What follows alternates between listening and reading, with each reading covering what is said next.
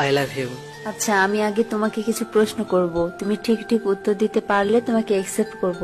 ঠিক আছে, করো। ভালোবাসতে কি লাগে? বিশ্বাস। বিশ্বাস কাকে বলে? একটা বাচ্চাকে উপরে ছেড়ে দাও, তাহলে দেখবে সে হাসছে, কারণ সে জানে তুমি তাকে ধরে নেবে, আর এটাই হলো বিশ্বাস। আমার জন্য সব করতে পারবে? না। কেন? শুধু শুধু মিথ্যা বলবো কেন? আমি তোমাকে অন্য ছেলেদের মতো বাইকে ঘোরাতে পারবো না, তবে তুমি যদি চাও তাহলে কোনো হুড়খোড়া রিক্সায় তোমাকে আমার শহর দেখাবো।